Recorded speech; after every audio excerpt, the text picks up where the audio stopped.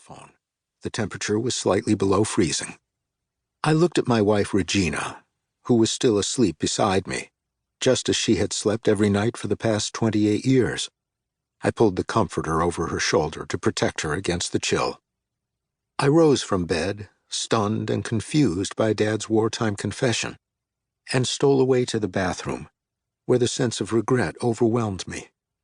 I splashed ice-cold water on my face to calm myself. Staring into the mirror, I saw a reflection of brokenness, the sound of my father's voice still ringing in my head. Why didn't I ask Dad more questions before he died? Why did I let him take it to his grave?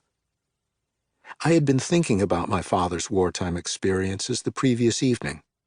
Just after dinner, as I had helped Regina clear the table, our daughter Lauren had arrived home from Maryville College, where she and her identical twin Kristen were earning their degrees in education. Lauren was excited to tell us about a new history project, to interview a family member about a notable experience in their life, ideally an oral history of that person.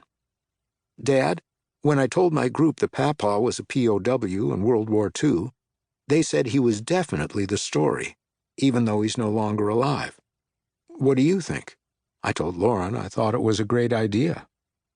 If I were you, I'd begin with his wartime diaries. Nana has them tucked away somewhere in her house. Oh, that's amazing, Lauren said. Have you seen them? I have. I've read them several times, I said. You know, it's hard to imagine, but Dad never talked about them. Not even to Nana? No, not even to Nana. Later, while I was cleaning up after dinner with Regina, I stopped wiping down the countertop to reflect on Lauren's new excitement about her Papa Roddie. She was born in 1985, 6 months before he died. She knew little about him, but it seemed Dad had known her and Kristen instantly. 2 peas in a pod, he had said when they were born. Can't tell 'em apart. And they're joining our third little pea, big sister Alicia Marie. Inseparable.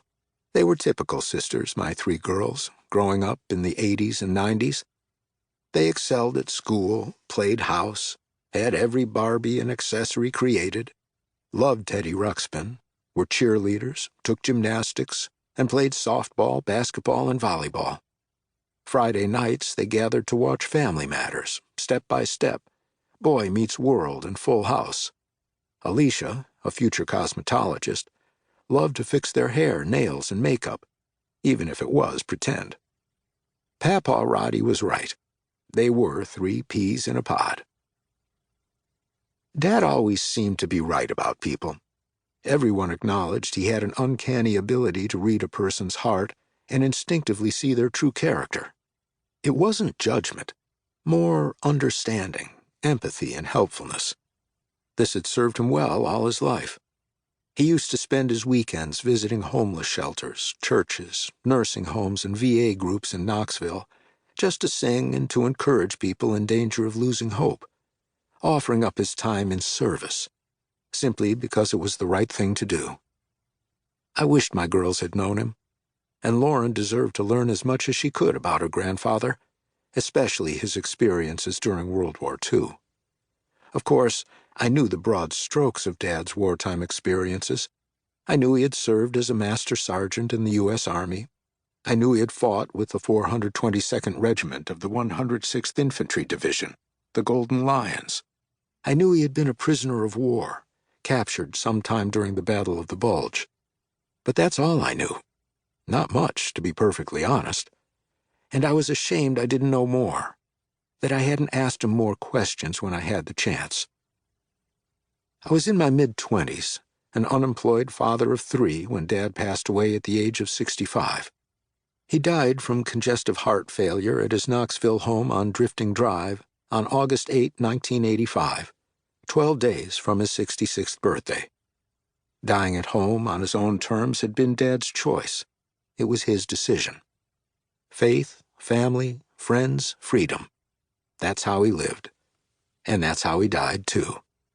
Determined to enjoy his last few months at home, he had checked himself out of the hospital. As I stood in the kitchen, I must have been 1,000 miles away, lost in my own thoughts. Regina